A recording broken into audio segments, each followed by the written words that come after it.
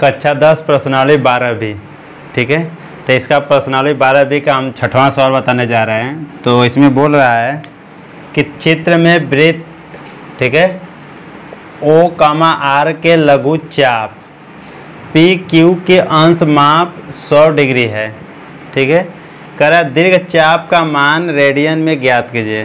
ठीक है, तो इस जो OR दिया है, वृत्त का केंद्र O है, R इसकी त्रिज्या है। ठीक है, और चाप जो है PQ है। ठीक है, चाप कितना है, PQ है, कि अंश माप दिया है 100 डिग्री, तो यहाँ पर दिया है 100 डिग्री। बोल रहा है कि दीर्घ चाप का मान रेडियन में ज्ञात कीजिए। ठीक है, दीर्घ चाप का मान रेडियन में ज्ञात कीजिए। ठीक है, तो दीर्घ चाप का हमको मान क्या करना है, रेडियन में ज्ञात करना है, तो इसका मान निकाल लेंगे। ठीक है, ये घटा कर निकाल लेंगे हम लोग। तो यहाँ पर देखते हैं इसका मान रेडियन निकालना है। ठीक है, तो यहाँ पर लिखेंगे दीर्घ चाप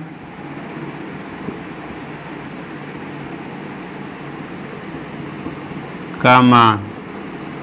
ठीक है, तो हमारा टोटल पूरा एक चक्कर घूम जाएंगे तो 360 का कोण बनता है। ठीक है, उसमें से 100 डिग्री दिया है, तो घटा लेंगे तो जो बचेगा हमारा दीर्घ चाप का अंश माप बचेगा। ठीक है, तो यहाँ पर हो गया 0, यहाँ पर हो गया 6, यहाँ पर हो गया 2। ठीक है, तो 260 डिग्री हो गया। ठीक है, इसको रेडियन में बदलने के लिए क्या करेंगे, 260 में π/180 का गुणा करा देंगे। ठीक है, तो यहाँ पर 0 0 कैंसिल हो गया, 2 से काट लो 13 बार में, 2 से काट लो 9 बार में। ठीक है, तो ये हो गया 13 π/9। ठीक है, ये रेडियन में हो गया। ठीक, तो हमारा 13 π/9 रेडियन हो जाएगा। ठीक है, इसका मान। प्रश्नावली 12B का हमारा प्रश्न संख्या 7 है। ठीक है, तो इसे हम लोग हल करते हैं। पहले सवाल को पढ़ते हैं, इसमें क्या दिया है। ठीक है, कह रहा है कि 15 सेमी त्रिज्या वाले एक वृत्त की कोई जीवा केंद्र पर 60 डिग्री का कोण अंतरित करती है। ठीक है, कह रहा है कि 15 सेमी त्रिज्या वाला एक वृत्त है, तो एक वृत्त हम बना लेते हैं। ठीक, एक वृत्त बन गया जिसकी त्रिज्या कितना है, 15 सेमी है। ठीक, कह रहा है कि वृत्त की कोई जीवा केंद्र पर 60 डिग्री का कोण अंतरित करता है। तो मान लेते हैं कोई एक जीवा खींच लेते हैं हम लोग, एक A और B। ठीक है, ये इस जीवा द्वारा केंद्र पर जो अंतरित कोण है, ठीक है, केंद्र पर जो कोण बना रहा है 60 डिग्री बना रहा है। कितना बना रहा है, 60 डिग्री का कोण बना रहा है। ठीक है,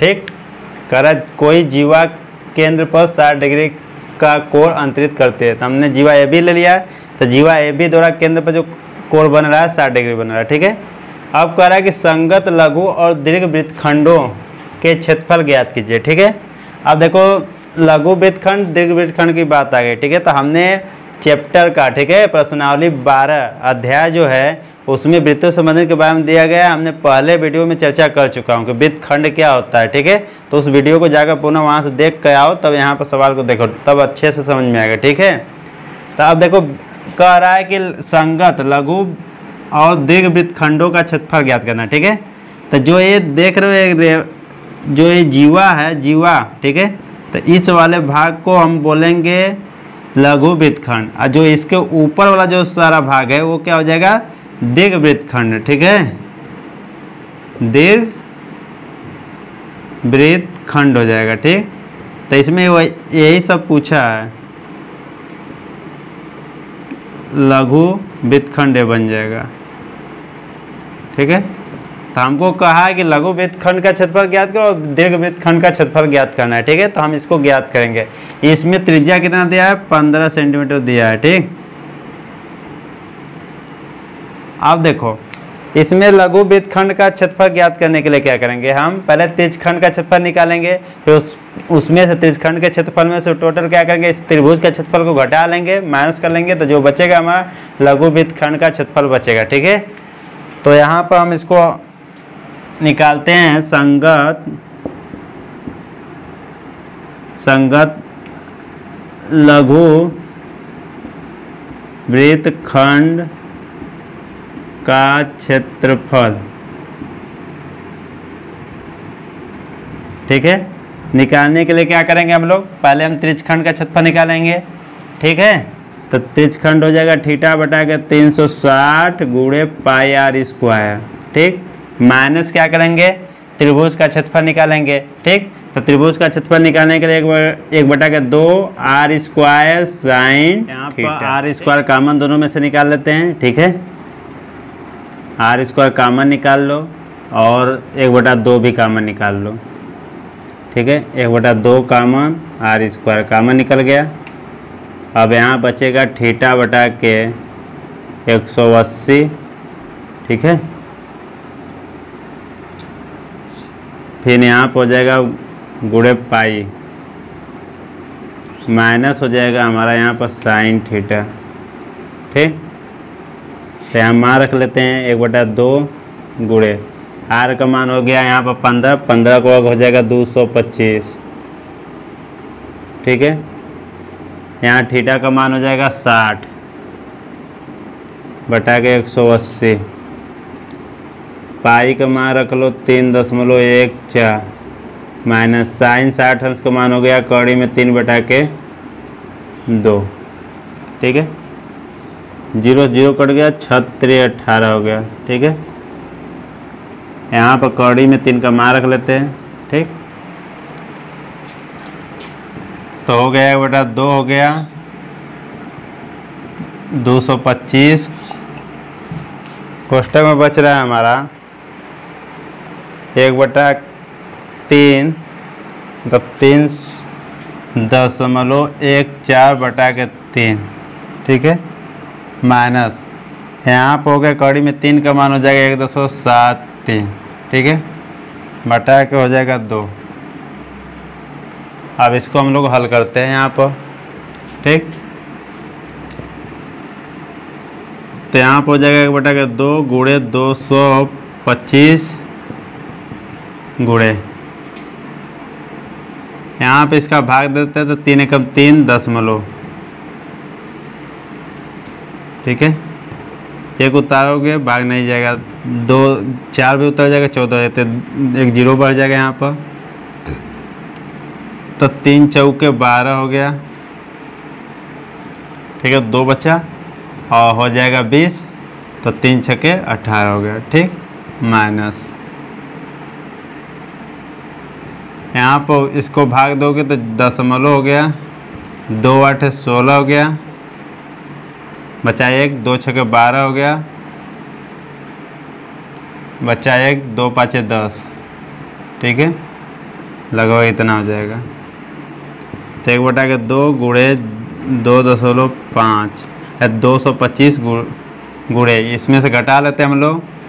6 में से 5 गया 1, यहाँ 14 में से 6 गया 8, यहाँ बचा 9 में से 8 गया 1, दशमलव यहाँ 0 हो जाएगा, ठीक है। अब इसका सबका गुणा करा देते हैं हम लोग, ठीक। तो 1/2 को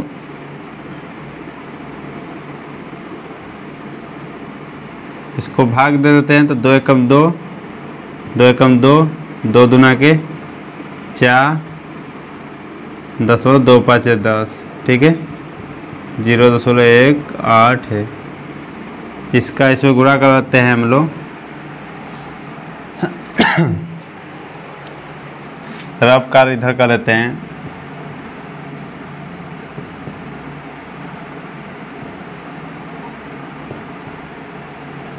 5 1 5 5 2 1 1, 8 5 40 के 0, हाथ में 4, 8 9 के 16, 4 20 के 0, हाथ में 2, 8 एकम 8 2 10 के 0, हाथ में 1, 8 एकम 8 1 9।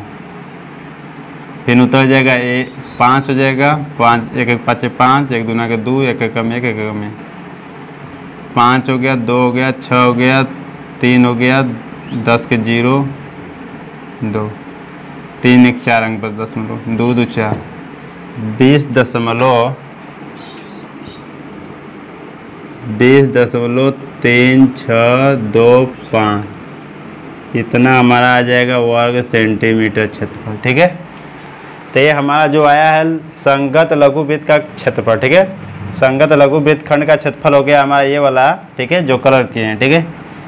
लघु वृत्त का क्षेत्रफल हो जाएगा 20.3625 वर्ग सेंटीमीटर हो जाएगा, ठीक है।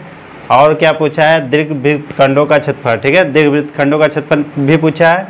तो पूरे वृत्त का क्षेत्रफल में से लघु वाला घटा देंगे तो जो बचेगा हमारा दीर्घ वृत्त खंड का क्षेत्रफल बच जाएगा, ठीक है। तो यहाँ पर हम इसको लगाते हैं दीर्घ वृत्त खंड का क्षेत्रफल। तो यहाँ पर लिखेंगे संगत दीर्घ वृत्त खंड का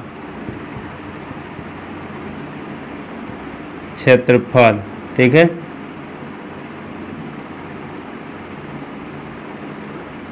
दीर्घ वृत्त खंड का क्षेत्रफल निकालेंगे तो पूरे वृत्त का क्षेत्रफल तो पाई आर स्क्वायर माइनस लघु वृत्त खंड का क्षेत्रफल तो 20.3625, ठीक है।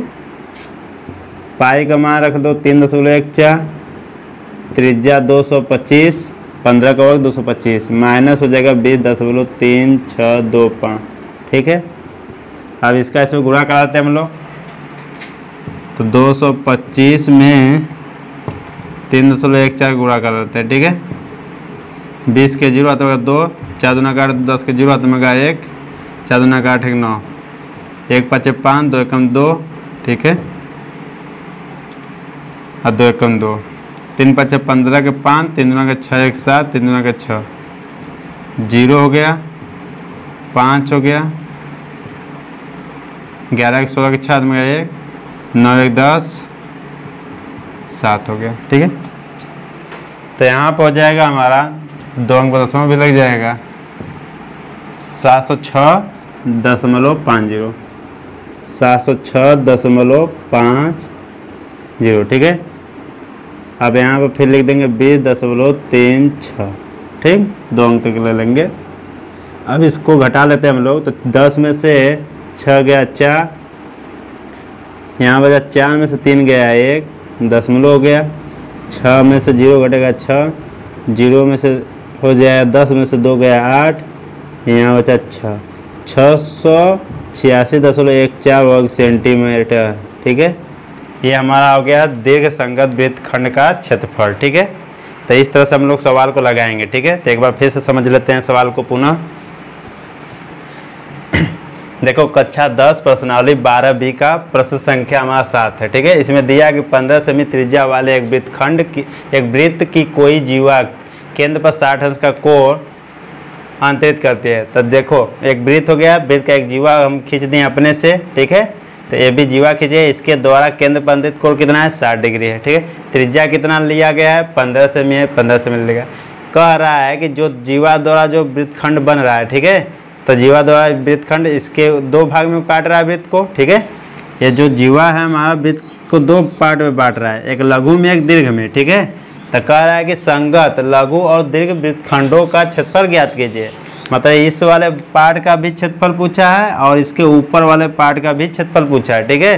तो पहले हम निकाल रहे हैं लघु वृत्तखंड का क्षेत्रफल। तो यहाँ पर लिखे हैं संगत लघु वृत्तखंड का क्षेत्रफल। तो संगत लघु वृत्तखंड का क्षेत्रफल जो हो जाएगा हमारा, यहाँ पहले हम त्रिज्यखंड का क्षेत्रफल पूरा निकाल लेते हैं, ठीक है। पूरे त्रिज्यखंड का क्षेत्रफल निकाल लेते हैं, उसमें से त्रिभुज का क्षेत्रफल घटा लेंगे तो जो बचेगा हमारा ये बचेगा लघु वृत्तखंड का क्षेत्रफल बचेगा, ठीक है। तो यहाँ पर थीटा बटा 360 गुणे पाई आर स्क्वायर माइनस त्रिभुज का क्षेत्रफल के लिए 1/2 आर स्क्वायर साइन थीटा रख लिए हैं, ठीक है।